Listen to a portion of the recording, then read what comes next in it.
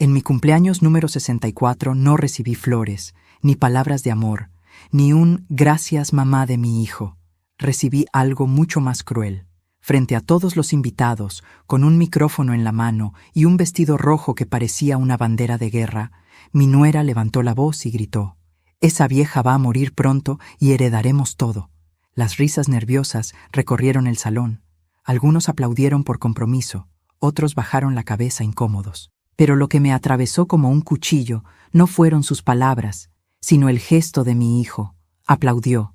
Sí, él, el niño que yo crié con mis propias manos, el joven que me abrazaba diciendo que jamás me abandonaría, ahora celebraba públicamente mi humillación. Sentí que mi mundo se derrumbaba en ese instante, pero no dejé que mi rostro lo mostrara. Sonreí. Sonreí como si nada me afectara, aunque por dentro la rabia me ardiera como fuego líquido. Tomé el cuchillo, corté el primer pedazo de pastel, ese pastel que yo misma había preparado con tanto cuidado, y se lo entregué a ella. La miré a los ojos, sosteniendo mi sonrisa como un velo. «Cómetelo», le dije suavemente. «Es especial». Y lo devoró, con esa ansiedad que siempre la caracterizaba, como si temiera que alguien más le robara el placer. Los invitados aplaudieron, la música volvió a sonar y el bullicio llenó la sala otra vez. Pero yo sabía que algo estaba a punto de cambiar. Pasaron apenas 10 minutos. Ella empezó a sudar, a tambalearse en sus tacones, a llevarse la mano al estómago. Al principio pensé que fingiría, que haría un espectáculo para llamar la atención, como tantas veces. Pero esta vez no era un teatro. Se desplomó frente a todos, con la cara desencajada. Los gritos estallaron, las copas se cayeron, los niños lloraron. Alguien pidió una ambulancia. Y yo, con la misma calma con la que había servido el pastel, me quedé de pie, observando cómo la multitud se arremolinaba alrededor de ella. Cuando los paramédicos llegaron, preguntaron qué había comido. Yo levanté la bandeja, aún con restos de crema en los bordes, y la mostré con una serenidad que heló la sangre de los presentes. El silencio se apoderó del salón. Nadie respiraba. Y yo sonreí. Pero antes de continuar quería saber si ya te suscribiste al canal y también te gustó el video. Esto me ayuda a ver que me apoyas y te gustan mis historias. Ahora continuemos. Me quedé en silencio, viendo cómo la colocaban en la camilla, con mi hijo corriendo detrás, desesperado, gritándole su nombre como si de verdad le importara. Lo observé con atención. Sus ojos desorbitados no eran de amor, sino de miedo. Miedo a perder lo que él y ella habían deseado desde hace años, mi herencia. Porque en su mente enferma, yo ya no era su madre, sino un obstáculo, una piedra vieja que debía apartarse del camino. Mientras la ambulancia se la llevaba, recordé cada palabra que me habían lanzado, cada vez que me trataron como una intrusa en mi propia casa. Recordé cuando ella rompió mis fotos de familia frente a mí, diciendo que el pasado no servía de nada. Recordé cuando mi hijo, con frialdad, me empujó para apartarme de una decisión sobre la casa que yo había levantado con mis propias manos. Esa noche, mientras el sonido de la sirena se alejaba, supe que nada de lo que ocurría era improvisado. Era el resultado de años de traición acumulada. Los invitados no sabían dónde mirar.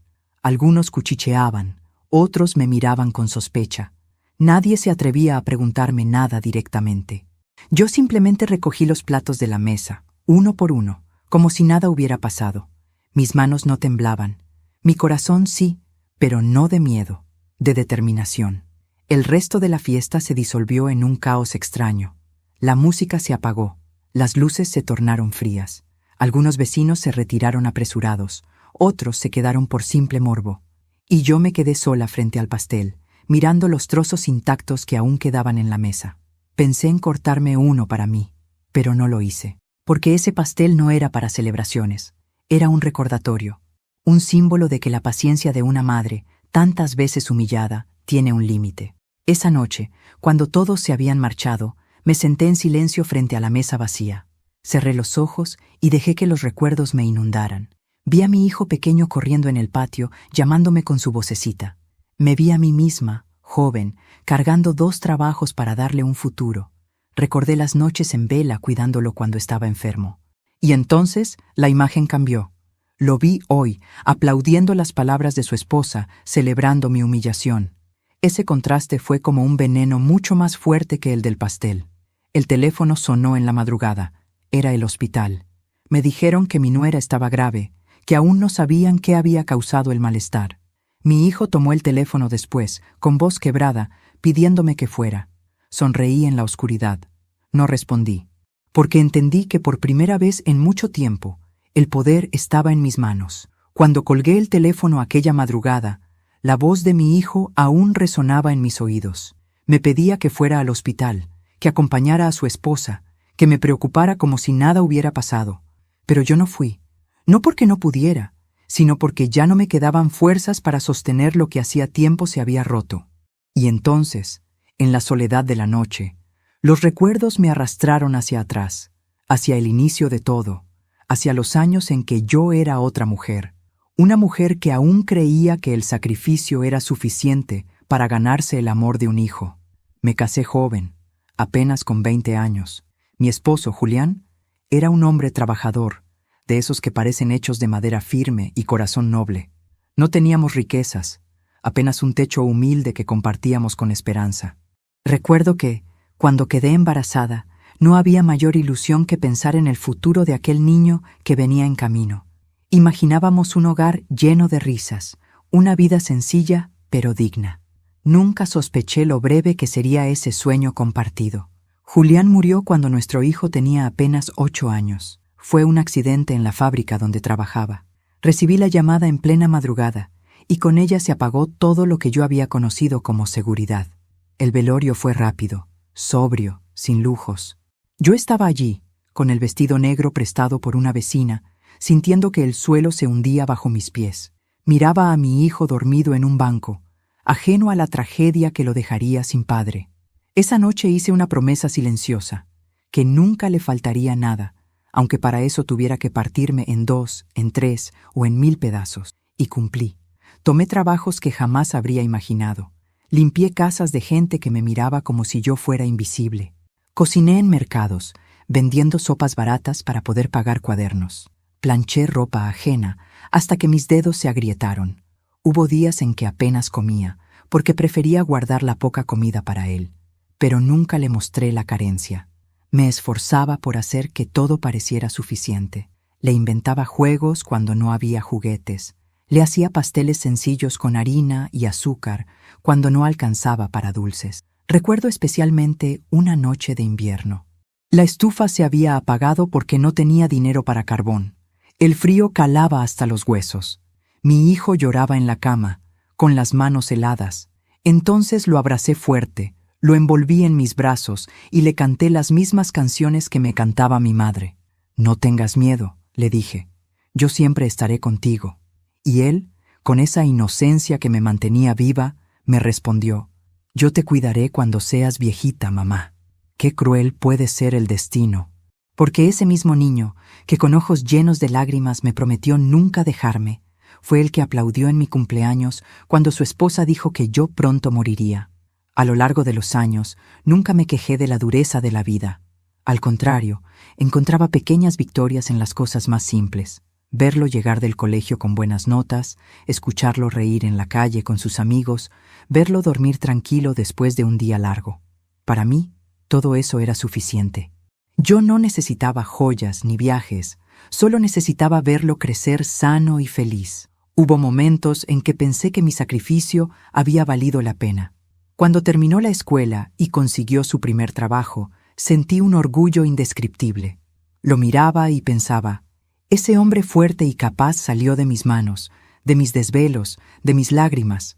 Pero lo que nunca imaginé fue que esa misma fuerza que yo le había dado sería usada después contra mí. El día que conoció a su futura esposa, todo cambió. Ella era distinta a nosotros, criada en un ambiente de apariencias, acostumbrada a mirar por encima del hombro. Desde el inicio, supe que no me quería cerca. Lo veía en sus gestos, en sus silencios, en las risitas que compartía con mi hijo cuando yo intentaba aconsejarlo. Pero yo me decía a mí misma que debía tener paciencia, que las cosas mejorarían, que una nuera celosa no podría separar a una madre de su hijo. Qué equivocada estaba.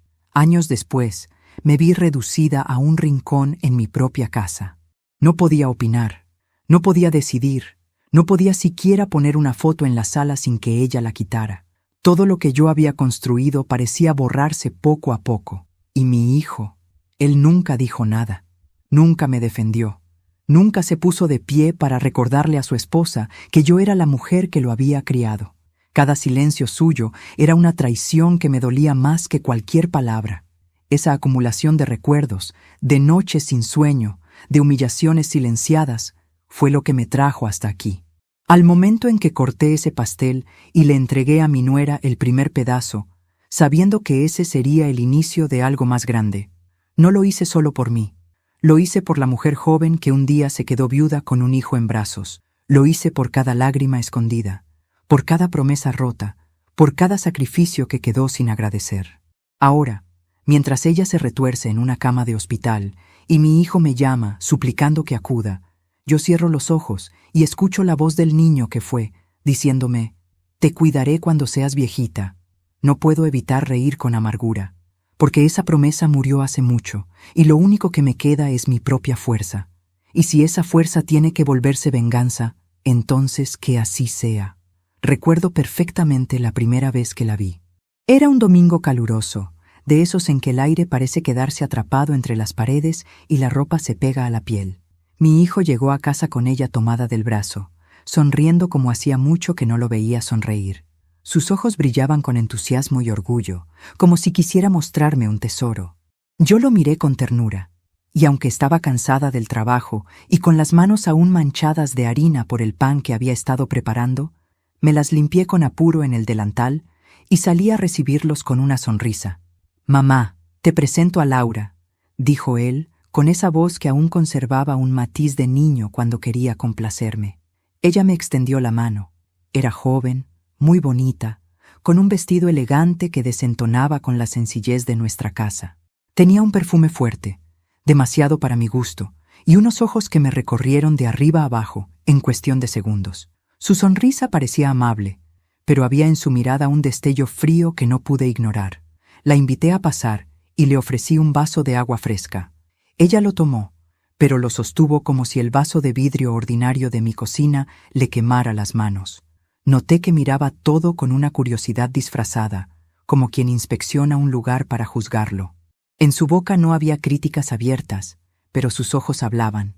Esa primera visita transcurrió entre frases corteses.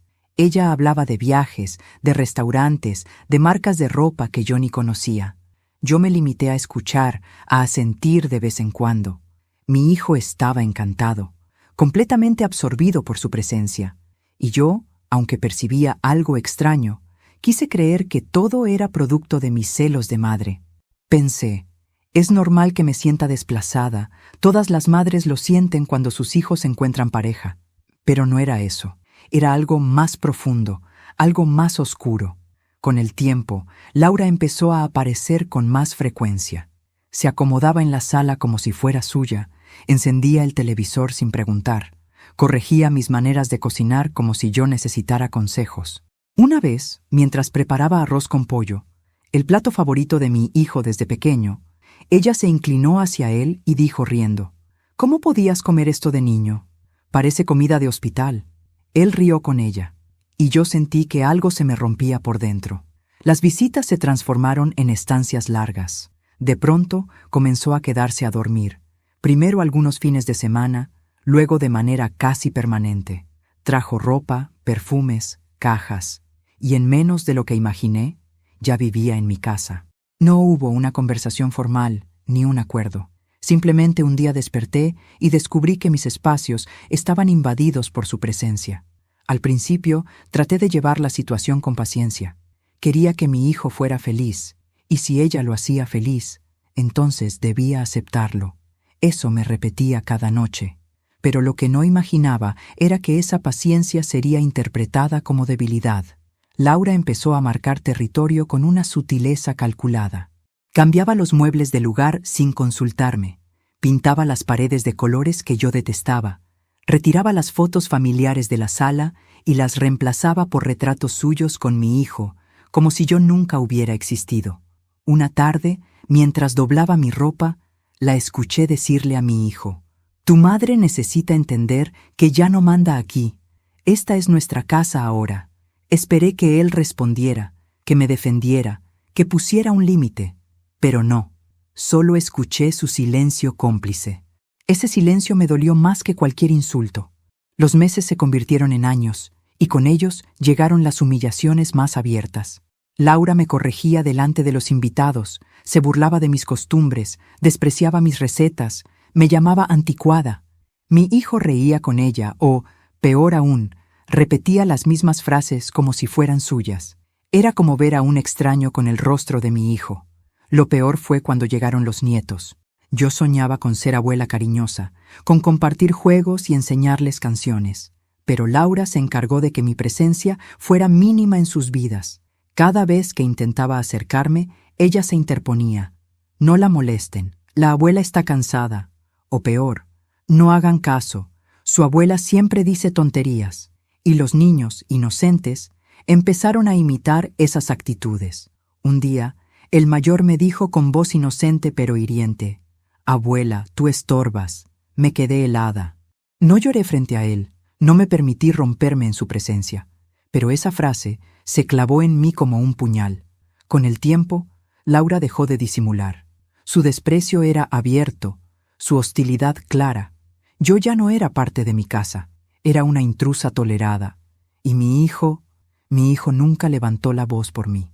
A veces, cuando creía que nadie lo escuchaba, lo oía repetir las mismas frases que ella, como un eco de su crueldad. Cada silencio suyo era un ladrillo más en el muro que nos separaba. Fue en esos años que empecé a cambiar. La paciencia se me convirtió en cicatrices y la dulzura en una calma fría. Dejé de esperar que él reaccionara, dejé de esperar que ella me respetara. Empecé a pensar en otra cosa, en mí misma, en mi dignidad. El día que Laura tomó el micrófono en mi cumpleaños 64 y gritó frente a todos que yo moriría pronto y ellos heredarían todo, yo ya no era la mujer ingenua que había soportado años de humillación. Ya no esperaba nada de mi hijo, ni compasión ni respeto. Sonreí, corté el pastel y se lo entregué a ella. Ese pedazo de pastel no era un postre, era mi respuesta a cada desprecio, a cada silencio, a cada traición. Porque si Laura había llegado a mi vida para arrebatarme todo, yo había aprendido a esperar el momento justo para devolver el golpe. Mi casa. Esa palabra siempre me había dado paz, como si al pronunciarla pudiera oler el pan recién horneado de mis madrugadas, escuchar las risas de mi hijo cuando corría por el patio o sentir el calor de la estufa en los inviernos más crueles. Durante años fue mi refugio, el lugar donde construí mi vida con Julián, donde crié sola a nuestro hijo, donde cada pared guardaba un sacrificio y cada rincón un recuerdo. Pero con el tiempo, esa casa dejó de ser mía, se convirtió en una prisión. Y yo, en la prisionera invisible de una condena sin barrotes. Todo comenzó con pequeños gestos, apenas perceptibles, pero que pronto se convirtieron en rutina.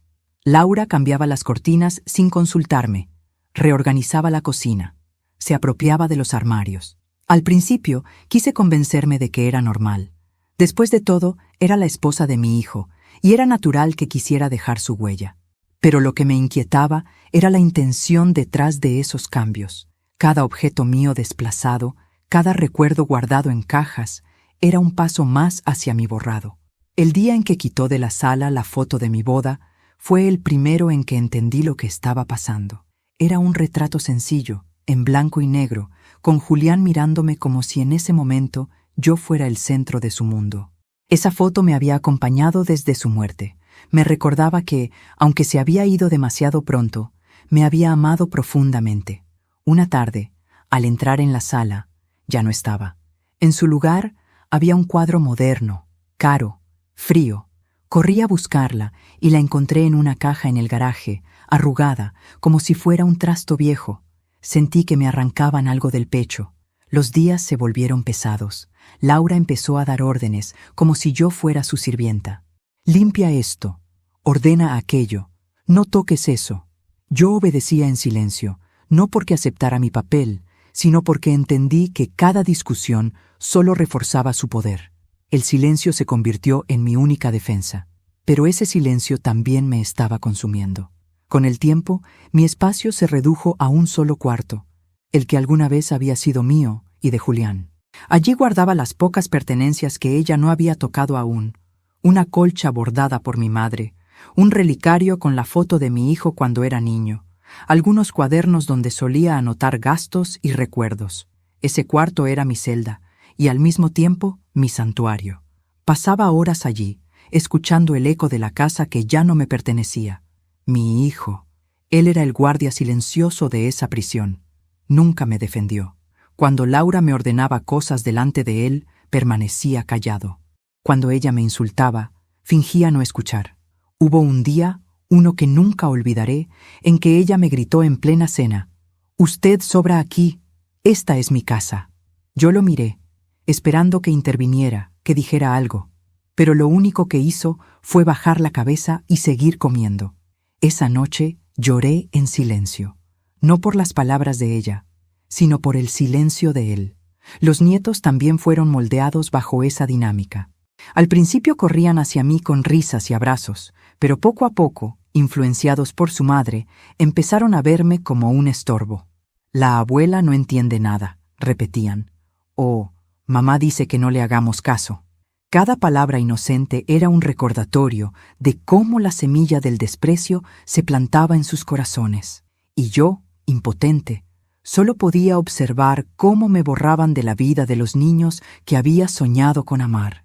El aislamiento se hizo más cruel cuando comenzaron a excluirme de las decisiones. Vendieron muebles sin preguntarme, cambiaron cerraduras, incluso retiraron mi nombre de ciertos papeles. Me enteraba de las cosas como una extraña, como si no viviera allí. Era la dueña de la casa en los documentos viejos, pero en la realidad era una huésped no deseada, soportada solo por conveniencia. Había noches en las que me levantaba y caminaba por la casa en silencio. Pasaba mis manos por las paredes, por las sillas, por los muebles, como si quisiera recordarles que aún existía. Pero el eco de mis pasos me devolvía una verdad dolorosa. Yo ya no tenía lugar allí. Esa casa no era mía, era de Laura, y mi hijo se lo había permitido. La humillación llegó a su punto máximo en los días previos a mi cumpleaños número 64. Laura organizó la fiesta como si fuera suya. Eligió el menú, la música, la decoración. Yo apenas fui informada. Me convertí en un adorno, en una excusa para una celebración que en realidad no me pertenecía. Caminaba entre los preparativos como una sombra, viendo cómo todo lo que alguna vez fue mío era utilizado para exhibir su poder. Esa noche, cuando tomó el micrófono y gritó frente a todos: «Esa vieja va a morir pronto y heredaremos todo», entendí que mi condena había llegado a su límite. No eran solo palabras de desprecio, era la sentencia final de mi prisión. Mi hijo aplaudió, confirmando su traición. En ese instante, la cárcel se convirtió en escenario, y yo, en lugar de llorar, decidí actuar. Por eso corté el pastel, por eso le entregué el primer pedazo a Laura, mirándola directamente a los ojos. Ese pastel no era dulce, era mi llave para romper las cadenas de una prisión invisible, porque comprendí que, si esperaba más, terminaría muriendo en esa casa como una sombra olvidada. Y yo no estaba dispuesta a desaparecer sin dejar huella. La casa que había sido mi refugio se transformó en mi verdugo, pero también sería el escenario de mi venganza. Mi cumpleaños número 64 no fue un accidente, ni un improvisado giro del destino. Fue un escenario cuidadosamente construido, un teatro en el que cada gesto, cada palabra y cada mirada tenían un papel. Y yo, que durante años había sido relegada al rincón más oscuro de mi propia casa, decidí convertirme en la protagonista. No lo planeé de un día para otro. El plan nació en mis noches más largas, cuando me quedaba despierta con el corazón apretado y las lágrimas secas en los ojos. En esas horas de silencio, repasaba cada humillación recibida, cada palabra de desprecio de Laura, cada gesto de indiferencia de mi hijo. Una madre puede soportar mucho, pero no eternamente. Y en esas madrugadas decidí que mi cumpleaños no sería una celebración de mi edad, sino el inicio de mi respuesta. Los preparativos fueron la primera parte de mi actuación. Laura, como siempre, tomó el control absoluto de la organización. Se encargó de la decoración, de la música, de las invitaciones. Yo me limité a observarla, aparentando docilidad, como si aceptara ser un simple adorno en mi propia fiesta. Sonreía cuando me hablaba con desprecio. Fingía entusiasmo cuando me mostraba las flores o el menú que había elegido. Todo para darle la ilusión de que tenía el poder absoluto. Pero había algo que no le permití decidir. El pastel. Fue mi única exigencia, presentada con una calma que ella confundió con capricho de vieja. «Yo quiero preparar mi propio pastel», le dije. Me miró con burla, pero aceptó, convencida de que era un detalle inofensivo. No sabía que esa torta era el corazón de mi plan. Recuerdo el día en que lo preparé. Me levanté temprano antes de que la casa despertara. Extendí los ingredientes sobre la mesa de la cocina. Harina, huevos, azúcar, mantequilla y algo más. Lo mezclé todo con una serenidad que me sorprendió a mí misma. No había miedo en mis manos, solo determinación. Cada movimiento era un acto simbólico. Batir, amasar, hornear. Era como si estuviera moldeando no solo un pastel, sino el destino de quienes me habían condenado al silencio. Mientras el aroma llenaba la casa, pensé en Julián. Él habría desaprobado lo que hacía. Lo sé, era un hombre recto, incapaz de la venganza. Pero también recordé su promesa. Nunca dejes que nadie te pisotee. Y aunque no estaba para verlo, sabía que esa noche yo cumpliría con esas palabras. La fiesta comenzó como cualquier otra. Música alta, invitados charlando, copas levantadas. Laura brillaba en el centro del salón, con un vestido rojo encendido, como si la celebración fuera en su honor. Mi hijo la acompañaba, orgulloso, incapaz de notar cómo todos los gestos de ella estaban dirigidos a aplastarme más. Yo los observaba desde un rincón, tranquila, con una sonrisa que nadie sabía interpretar. Algunos pensaban que estaba feliz, otros que estaba resignada. La verdad es que estaba esperando. Cuando llegó el momento del brindis, Laura tomó el micrófono. Sabía que lo haría. Era incapaz de resistirse a un escenario. Y entonces, con esa voz suya cargada de veneno, gritó: «Esa vieja va a morir pronto y heredaremos todo». Los invitados rieron incómodos, algunos incluso aplaudieron. Pero lo que me hirió fue ver a mi hijo aplaudiendo también, con esa expresión que mezclaba complicidad y desprecio. Sentí que un hierro candente me atravesaba el corazón, pero no temblé, no lloré, solo sonreí. Con calma me acerqué al pastel, tomé el cuchillo y corté la primera rebanada, la más grande, la más cubierta de crema. La puse en un plato, caminé hacia Laura y se lo ofrecí. La miré fijamente, sosteniendo la sonrisa que ocultaba mi rabia. «Cómetelo», le dije en voz baja, «es especial».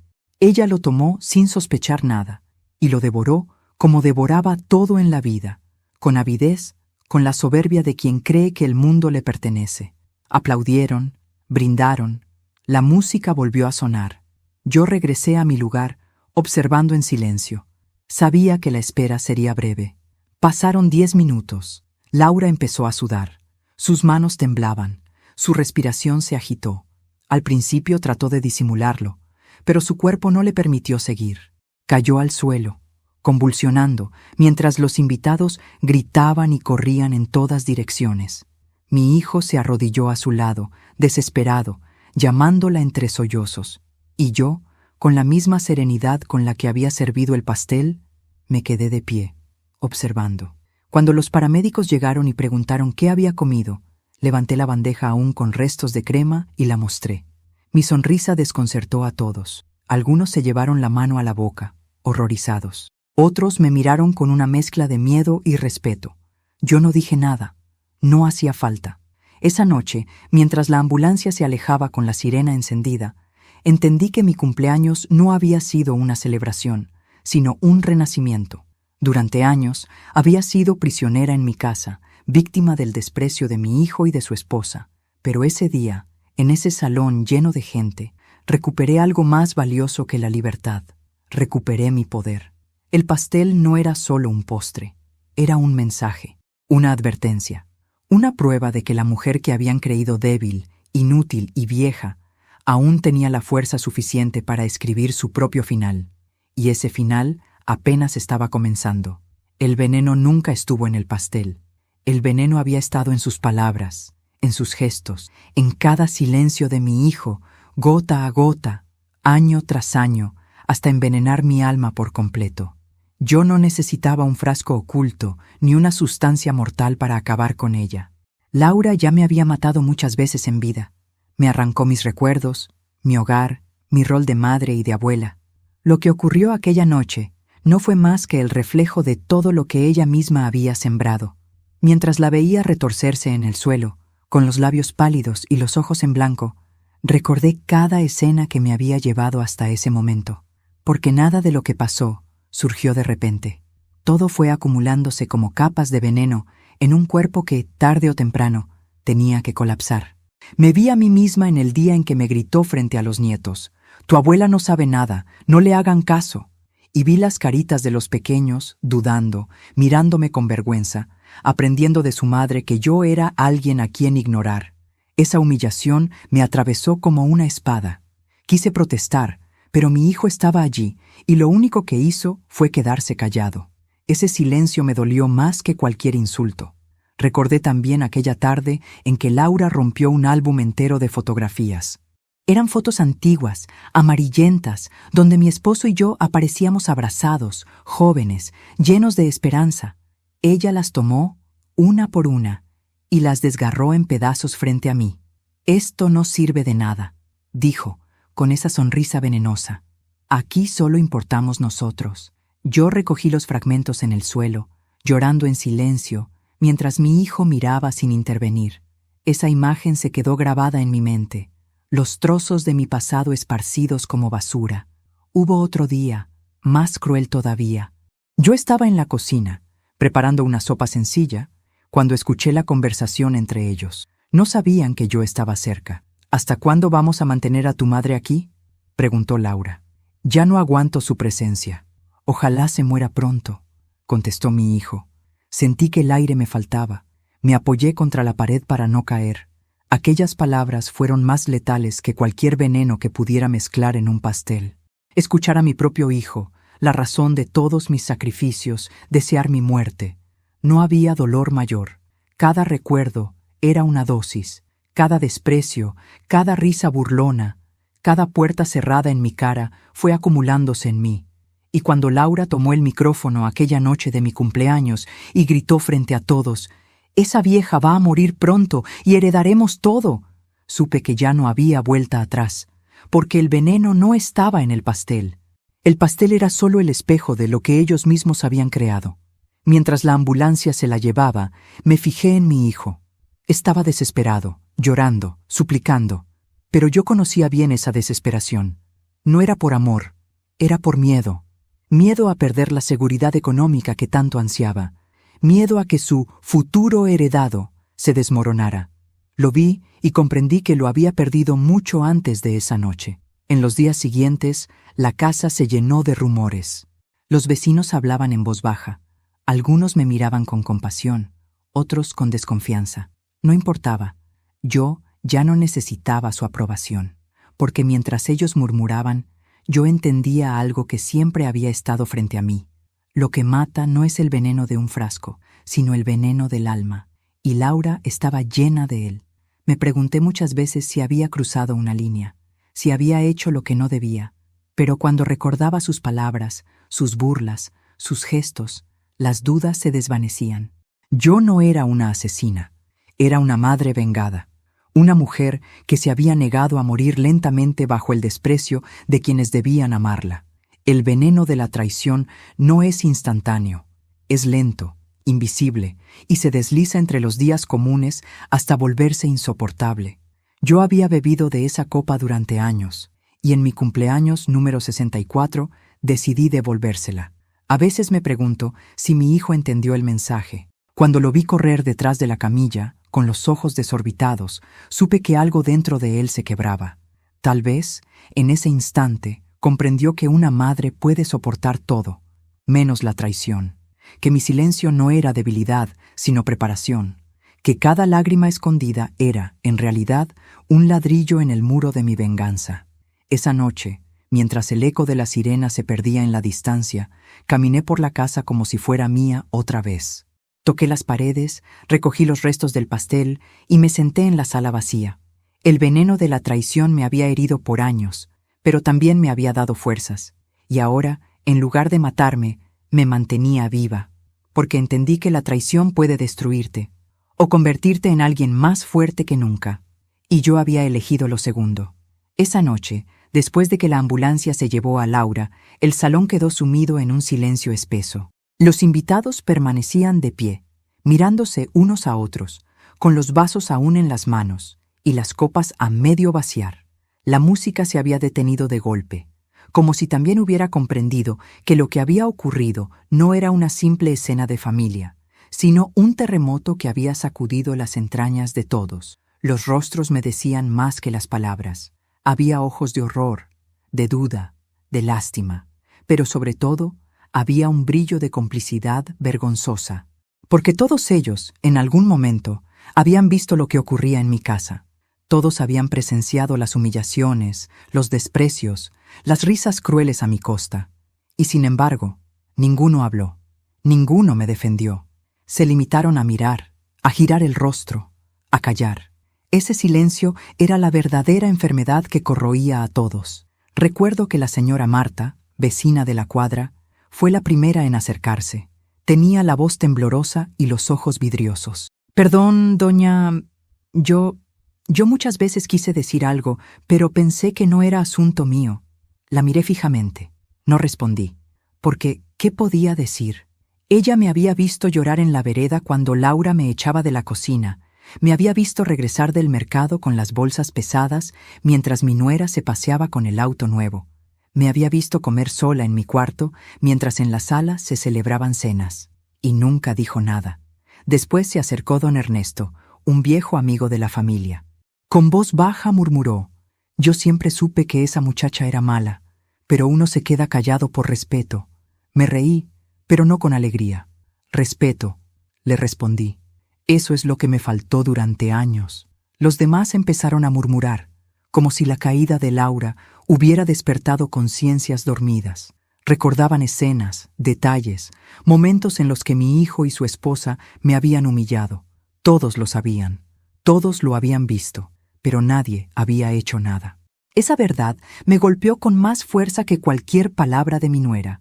El silencio de los testigos fue mi condena, porque no solo me traicionó mi hijo, no solo me insultó mi nuera, también me abandonaron aquellos que pudieron alzar la voz y no lo hicieron. Y esa noche, al ver sus rostros avergonzados, entendí que mi soledad había sido absoluta. Una mujer joven, amiga de Laura, intentó justificarla. Bueno, es que ella a veces era dura, pero también los tiempos cambian. Usted es de otra generación, y quizá la interrumpí antes de que terminara. No confundas modernidad con crueldad. Humillar a una mujer mayor no es progreso, es cobardía. El silencio se hizo más pesado. Nadie se atrevió a contradecirme. Por primera vez en mucho tiempo, mi voz tenía peso, y no era porque me hubieran dado poder, sino porque el miedo había cambiado de bando. Mi hijo entró en el salón poco después, con la camisa manchada y el rostro desencajado. Sus ojos buscaban compasión, pero no encontró ninguna. Todos lo miraban con el mismo desprecio con que antes me miraban a mí. Se acercó a mí, suplicante. «Mamá, esto no debía pasar así». Lo miré sin pestañear. «Esto pasó porque tú lo permitiste», le dije con voz firme. Cada silencio tuyo fue un aplauso a su crueldad. Él bajó la cabeza. No pudo responder. Y por un instante me di cuenta de que no era solo su silencio el que lo condenaba, sino también el silencio de todos los presentes. Habían permitido que Laura creciera como una fiera enjaulada, alimentada con el desprecio hacia mí. Una mujer mayor, doña Clara, se levantó con dificultad de su asiento y se dirigió a todos. «No podemos fingir que no sabíamos. Todos vimos cómo la trataban. Todos nos reímos de los chistes crueles de Laura. Todos callamos, y ahora queremos hacernos los sorprendidos. La culpa no es solo de ellos, es de todos». Sus palabras fueron como un eco de lo que yo sentía. Nadie quiso escucharlas, pero todos sabían que eran ciertas, porque el silencio también mata. Me quedé en medio de ese salón, con todos los ojos puestos en mí, y sentí algo extraño. Por primera vez no me avergonzaba. Durante años había bajado la mirada. Había guardado mis lágrimas para que nadie las viera. Había fingido fortaleza. Pero esa noche no necesitaba fingir nada. Yo era la prueba viviente de lo que ocurre cuando se permite que el desprecio se convierta en costumbre. El silencio de los testigos era su condena, no mía, porque aunque me habían dejado sola, yo había encontrado en esa soledad la fuerza para resistir. Y ahora, al verlos allí, cabizbajos, entendí que mi venganza no había sido solo contra Laura, había sido contra todos, contra cada risa cómplice, contra cada palabra no dicha, contra cada mirada indiferente. Salí de la sala caminando despacio, con la cabeza en alto. Atrás quedaron los murmullos, los suspiros, los arrepentimientos tardíos. Yo ya no necesitaba testigos, no necesitaba aplausos ni compasión. Mi historia la había escrito yo, con dolor, con lágrimas y con un pastel que se volvió símbolo de justicia. Esa noche comprendí que no hay silencio inocente, que quienes callan ante la crueldad son tan culpables como quienes la ejercen, y que mi venganza no fue contra una persona, sino contra un sistema entero de indiferencia. Y aunque mi hijo me siguiera llamando mamá con voz quebrada, yo ya no lo escuchaba como antes, porque el silencio también me lo había arrebatado a él. La ambulancia se había llevado a Laura, pero el eco de la sirena aún resonaba en la sala cuando los primeros policías cruzaron la puerta. Eran 2 hombres jóvenes, acompañados de un inspector mayor que llevaba un cuaderno de notas y unos ojos que parecían capaces de ver a través de cualquier mentira. El murmullo de los invitados cesó de golpe. Todos se apartaron, dándoles espacio como si temieran ser arrastrados también por las preguntas. Yo seguía sentada en la cabecera de la mesa, con el mantel aún manchado de crema y migajas de pastel frente a mí. El cuchillo seguía allí, limpio, como si nadie hubiera querido tocarlo. Los oficiales me miraron primero a mí, y supe que no tenían dudas de a quién preguntar. «¿Usted es la madre de la señora afectada?», dijo el inspector con voz seca. Me tomó un segundo comprender. La llamaban señora afectada, no nuera, no esposa. Un título frío, distante, como el que se da a una desconocida. Sonreí apenas. «Soy la suegra», respondí con calma, «la madre del esposo de ella». El oficial joven anotó algo en un cuaderno. El inspector mayor dio un paso hacia la mesa y señaló la bandeja vacía. Dicen que lo último que comió fue un pedazo de pastel. ¿Quién lo sirvió? El murmullo de los invitados volvió a crecer, pero se apagó cuando yo levanté la mano. «Fui yo», dije sin temblar. Un silencio pesado cayó sobre el salón. Algunos me miraron con horror, otros con una mezcla de miedo y fascinación. El inspector ladeó la cabeza, observándome con más atención. ¿Por qué ella fue la primera en recibir un pedazo?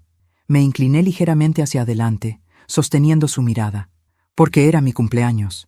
Y porque siempre se dice que al invitado de honor se le sirve primero. No parpadeó. Seguía observándome como si quisiera arrancar cada palabra de mis labios. Yo no me inmuté. Si algo había aprendido en todos esos años de humillaciones, era a disimular el dolor, a controlar mis gestos. Esa noche, esa fortaleza era mi mejor defensa. Los oficiales tomaron el pastel restante y lo guardaron en bolsas plásticas. Hablaban entre ellos en voz baja, palabras como análisis, laboratorio, urgente. Yo los miraba trabajar y sentí que todo se desarrollaba como si lo hubiera visto antes en un sueño. Cada movimiento me resultaba predecible, inevitable. Mi hijo apareció en ese momento, con el rostro desencajado y la camisa arrugada. Había seguido a la ambulancia hasta la puerta, pero volvió cuando supo que los oficiales me interrogaban. Se acercó al inspector con voz temblorosa. Mi madre nunca haría algo así. Ella... Se detuvo, incapaz de terminar la frase, porque incluso en ese momento no pudo defenderme con certeza. El inspector lo miró con desdén. «Eso lo decidirán los análisis, señor». Volvió a girarse hacia mí. «¿Podemos hablar en privado?». Acepté. Caminamos hasta la cocina, seguida por las miradas curiosas de los vecinos y familiares. Allí, bajo la luz amarillenta de la lámpara, me preguntó todo lo que debía preguntar. ¿Qué ingredientes había usado? ¿Cuánto tiempo había tardado en prepararlo? ¿Quién había visto el proceso? Respondí cada cosa con la calma de quien no tiene prisa. Harina, huevos, azúcar, mantequilla, nada más. Nadie me había visto, porque lo hice temprano, cuando todos dormían. ¿Entonces nadie puede confirmar lo que dice?, preguntó él, alzando una ceja. Sonreí, pero no con alegría. Nadie estuvo cuando parí a mi hijo. Nadie estuvo cuando trabajé de madrugada para darle de comer. Nadie estuvo cuando soporté años de insultos en silencio. ¿Y ahora quiere testigos de mi pastel? El inspector me sostuvo la mirada unos segundos, como si buscara alguna grieta en mi serenidad, pero no la encontró. Finalmente cerró el cuaderno. Queda bajo investigación. No puede abandonar la ciudad. Me levanté despacio. No se preocupe, inspector. No pienso irme a ningún lado. Cuando regresamos al salón, los invitados evitaban mirarme directamente. Algunos murmuraban que yo estaba loca, otros que finalmente había hecho justicia. Nadie se atrevió a hablarme de frente. El silencio volvió a ser mi compañero, pero esta vez no como castigo, sino como un escudo. Al día siguiente, la policía regresó para llevarse más pruebas. Revisaron la cocina, las ollas, los frascos de especias. Se llevaron todo lo que pudiera contener rastros del pastel. Yo los observaba como si revisaran un escenario vacío. Lo que buscaban no estaba en los frascos ni en los cajones. Estaba en la memoria, en las cicatrices invisibles que nadie quería ver.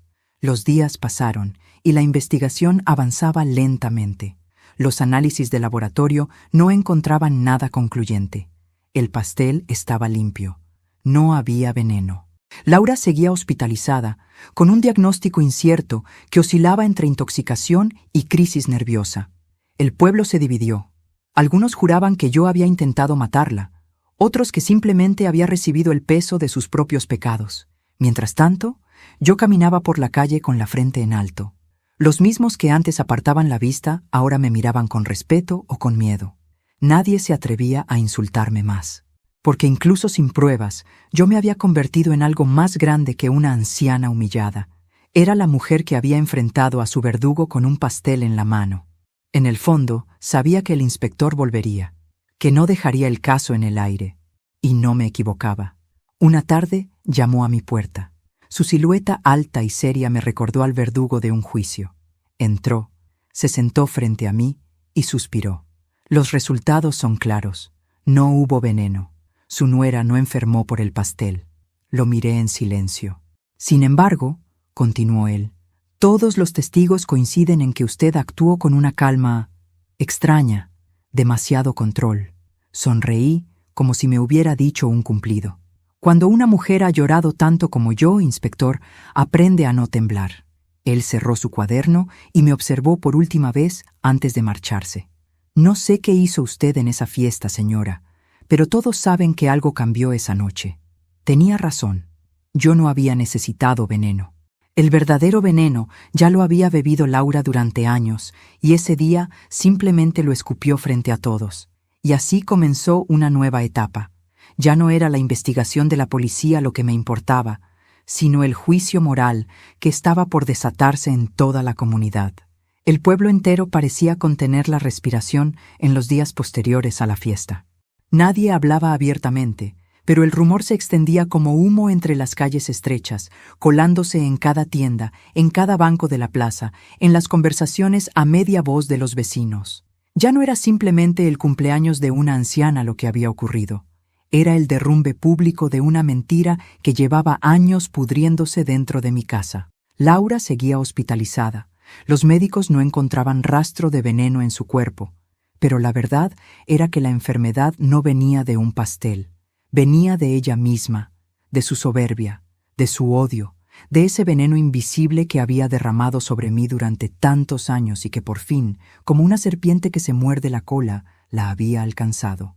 Y yo sabía que, aunque los análisis me exoneraban, el juicio que importaba no se daría en un tribunal de jueces, sino en el salón comunal, frente a las miradas de todos aquellos que habían visto, callado y consentido. El cura del barrio, quizás buscando limpiar la atmósfera enrarecida, organizó una reunión comunitaria para restablecer la paz y el entendimiento. Pero yo comprendí que aquella invitación era en realidad el escenario que me había estado esperando durante años. No era una misa lo que necesitábamos, Ni un brindis de reconciliación. Era un juicio, uno real, con público, con testigos y con verdades que ya no podían seguir escondiéndose bajo alfombras de indiferencia. Así que cuando me invitaron a sentarme en la mesa principal junto a mi hijo y a los médicos que habían atendido a Laura, supe que había llegado mi hora. El salón estaba lleno. No había un solo asiento vacío. La gente se agolpaba en las paredes. Algunos incluso permanecían de pie en las puertas abiertas. El murmullo era un río incontrolable de preguntas, acusaciones veladas, miedos y chismes. Mi hijo estaba a mi lado, con el rostro pálido, incapaz de sostener mi mirada.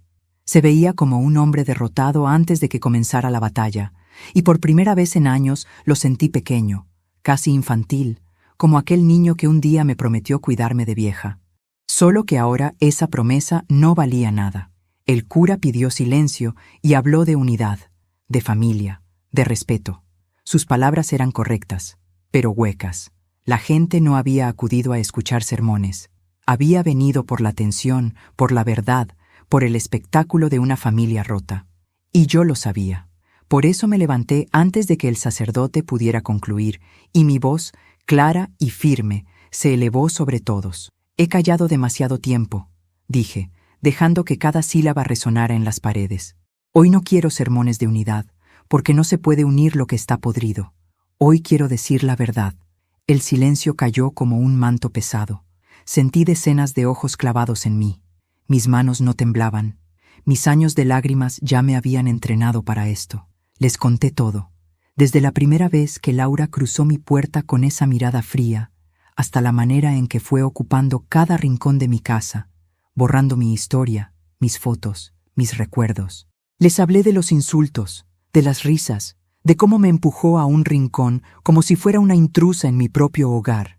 Les relaté las veces en que mi hijo, mi sangre, mi sacrificio, permaneció callado mientras su esposa me pisoteaba. No omití nada, ni el álbum roto, ni las veces que me quitaron la palabra delante de mis nietos, ni la frase cruel que aún ardía en mis oídos. «Ojalá se muera pronto». El público murmuraba, asentía, se removía incómodo. Algunos lloraban, otros negaban con la cabeza, como si no pudieran creerlo. Pero todos sabían, en el fondo, que era cierto, porque lo habían visto, porque habían callado. «Ustedes fueron testigos», continué, elevando la voz con dureza. «Me vieron arrastrar las bolsas del mercado mientras ellos reían en el auto nuevo. Me vieron llorar en las noches de invierno cuando los gritos atravesaban las paredes. Me vieron quedarme sola en un rincón de mi casa, invisible. Y no dijeron nada. Su silencio fue el eco de su crueldad. Algunos bajaron la cabeza. La señora Marta se tapó la cara con las manos. Don Ernesto apretaba el sombrero contra el pecho. El peso de la culpa colectiva se extendía como un veneno en la sala. Entonces levanté los papeles que el abogado me había preparado. Pruebas de los insultos, de las manipulaciones, de las cuentas que Laura había movido para asegurarse de que nada me perteneciera.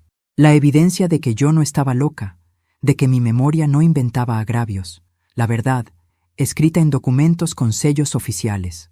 Mi hijo intentó hablar, pero lo interrumpí con un gesto. «Tú no tienes derecho a defenderte», le dije, mirándolo directamente a los ojos. «Tu silencio fue tu sentencia. Cuando ella me rompía, tú aplaudías. Cuando ella me borraba, tú callabas. No eres mi cómplice por amor, sino por cobardía». Él bajó la mirada. Las lágrimas resbalaban por sus mejillas. Nadie lo consoló, ni siquiera el cura. El público comenzó a reaccionar. Algunos gritaban indignados contra Laura, otros murmuraban que mi hijo debía disculparse. Pero yo no buscaba disculpas, buscaba justicia. Saqué el último documento, mi testamento. Con la voz clara, lo leí en voz alta. «A partir de hoy, mi hijo y su esposa quedan desheredados. Todo lo que poseo, cada centavo, cada objeto, será destinado a un hogar comunitario para niños huérfanos. Porque prefiero que lo reciban aquellos que nunca tuvieron una madre, que dárselo a quien decidió traicionar a la suya». Un murmullo sacudió la sala, mezclado con aplausos y exclamaciones de sorpresa. Mi hijo se desplomó en su asiento, como si le hubieran arrancado el aire. Laura no estaba allí, pero todos sabían que esas palabras también la atravesaban como cuchillas. Yo cerré el testamento, lo guardé en mi bolso y di un paso atrás. El juicio moral había terminado. No necesitaba abogados ni jueces. Yo misma había dictado la sentencia, y todos habían sido testigos. Cuando salí del salón, sentí que el aire era distinto, más frío, más puro. La gente me abría paso, algunos me tocaban el brazo, otros me murmuraban, perdón, pero yo no los escuchaba. Mi camino ya no estaba en sus manos, ni en sus disculpas. Lo había tomado yo misma. Esa noche dormí en paz por primera vez en años, porque comprendí que la justicia no siempre llega en tribunales. A veces, llega en una voz firme que se niega a seguir callando. El día después del juicio moral, amaneció con un silencio extraño en la casa. Ya no había risas infantiles corriendo por los pasillos, ni el taconeo altivo de Laura, moviéndose como reina entre habitaciones que no le pertenecían. Tampoco estaban las conversaciones huecas de mi hijo, siempre repitiendo las palabras de su esposa como si fueran suyas. Todo parecía detenido, como si el tiempo hubiera decidido darme un respiro antes del último acto. Me levanté temprano, recorrí los cuartos vacíos y sentí algo parecido a la calma. No era felicidad, porque la felicidad había muerto hacía muchos años en mí. Era otra cosa, la paz que nace cuando la dignidad regresa, aunque lo haga caminando sobre las ruinas. Mi hijo llegó al mediodía. Lo escuché entrar con pasos lentos, arrastrados, y supe antes de verlo que venía derrotado. Llevaba la ropa arrugada, la mirada hundida, los ojos rojos de haber llorado toda la noche. Se plantó en la sala y por un instante no dijo nada. Solo me observaba como si quisiera encontrar a la madre que alguna vez tuvo y que él mismo había dejado morir en vida. Me mantuve erguida, sin apartar la vista. Ya no me temblaba la voz ni el cuerpo frente a él. Había esperado demasiado tiempo para ese momento. «Mamá», dijo al fin, con un hilo de voz que más parecía un lamento que una palabra. «Oh, lo que pasó ayer fue demasiado. No me lo esperaba. Tú no puedes hacerme esto. Yo soy tu hijo». Lo miré con la calma de quien ya no espera nada. «¿Mi hijo?», respondí. «No, hijo mío, no fuiste ayer cuando aplaudiste la burla de tu esposa, ni cuando permitiste que me echaran de mi propia mesa, ni cuando cerraste los ojos a mis lágrimas. Tú dejaste de ser mi hijo hace años. Lo que eres ahora es un extraño que lleva mi sangre, pero no mi amor». Él bajó la cabeza, como si esas palabras fueran un golpe físico. Quiso acercarse, pero levanté la mano para detenerlo. «Escucha bien», continué, con voz firme. «Yo no vine a este mundo para criar un cobarde. Te di mi vida, mi juventud, mi fuerza. Me partí las manos trabajando. Pasé hambre para que tú comieras. Vendí mi cuerpo al cansancio para que tuvieras un futuro. Y cuando llegó el momento en que debías protegerme, elegiste protegerla a ella. ¿Sabes qué significa eso? Que elegiste tu comodidad sobre mi sacrificio. Que preferiste el aplauso de una mujer soberbia antes que la gratitud hacia la madre que te dio todo». Él lloraba. Sus hombros temblaban como cuando era niño, pero yo no corría a abrazarlo. Esa ternura ya no existía. La había matado él mismo, una traición a la vez. «Mamá, yo no supe qué hacer», balbuceó. «Ella me dominaba, me manipulaba. Yo…» Lo interrumpí con una carcajada amarga. «¿Manipulado? ¿Dominado? No uses esas palabras para limpiar tu conciencia. No eras un niño, eras un hombre. Tenías voz, tenías manos, tenías decisión. Y elegiste callar, elegiste aplaudir, elegiste verme convertida en sombra. La manipulación es solo una excusa para los débiles, y yo no crié a un débil, o al menos eso creí». Se derrumbó en la silla, con el rostro hundido en las manos. Permanecimos en silencio unos segundos que parecieron eternos, y entonces saqué de mi bolso el sobre que había guardado para ese momento. «¿Sabes qué es esto?», le pregunté, colocándolo sobre la mesa. Me miró con ojos confusos, llenos de miedo. Tomó el sobre con manos temblorosas, lo abrió y se encontró con las copias de mi testamento, las mismas que había leído frente a toda la comunidad, dejando en claro que él y Laura quedaban desheredados. «No, no puedes hacerme esto, mamá», susurró con un dolor casi infantil. «Yo contaba con eso. Tú sabes que yo lo necesitaba». «¿Necesitabas?», lo interrumpí con voz cortante. Lo que necesitabas era amor, respeto, humanidad, y lo perdiste todo por seguir a una mujer que solo te usó para su ambición. ¿De verdad creíste que yo moriría y dejaría todo en tus manos? ¿Después de aplaudir mi humillación? ¿Después de convertirme en una sirvienta en mi propia casa? No, hijo, yo no soy estúpida. Mi herencia no es para ti. Él se levantó de golpe, golpeando la mesa con las manos. Sus lágrimas se transformaron en rabia. «Soy tu hijo, me lo debes». Me levanté también, erguida, con la frente alta, y mi voz salió como un trueno. «No te debo nada. Lo que te debía ya lo pagué con años de trabajo, con noches sin dormir, con hambre y dolor. La deuda fue saldada el día en que te convertí en hombre. Lo que hiciste después es solo tu responsabilidad, y ahora asume las consecuencias». El silencio volvió a cubrir la sala. Él me miraba como si viera por primera vez a la mujer detrás de la madre. Y tal vez era cierto. Por primera vez no me veía como una figura sumisa, sino como alguien que había decidido no volver a agachar la cabeza. Caminé hasta la ventana y miré el jardín que alguna vez cuidé con mis propias manos. El aire fresco me llenó los pulmones. «Sabes, hijo», dije con calma, «durante años pensé que la venganza era algo sucio, algo que solo traía más dolor. Pero ahora entiendo que la venganza no siempre es un veneno que destruye. A veces es una medicina amarga que devuelve la dignidad. Lo que hice aquella noche no fue por odio, fue por justicia, porque si yo no hablaba, si yo no actuaba, nadie lo haría. Ni tú, ni ellos, ni nadie». Él guardó silencio, derrotado, con la mirada perdida. Y yo, al verlo, comprendí que la venganza ya estaba completa. No necesitaba verlo sufrir más. Su dolor era evidente. Había perdido mi amor, mi confianza, mi herencia, y lo peor de todo, había perdido el respeto de la comunidad. Ya no era hijo de una madre digna, sino cómplice de una mujer despreciada. Y esa marca lo acompañaría hasta el final de sus días. Me giré hacia él una última vez. «Vete», le dije con frialdad. «Esta ya no es tu casa. Aquí no queda nada para ti». Quiso responder, pero no encontró palabras. Salió con pasos torpes, arrastrando la culpa como una cadena. Y yo me quedé sola, en silencio, escuchando cómo la puerta se cerraba tras de él. Me senté en la sala, con las manos sobre las rodillas, y respiré hondo. Sentí el peso de los años, el cansancio de tantas batallas, pero también una paz nueva. No había alegría, no había triunfo, pero sí había justicia. Y para mí, eso era suficiente. Esa noche encendí una vela junto a la foto de Julián. Miré su rostro joven, su sonrisa detenida en el tiempo, y susurré: «Lo logré».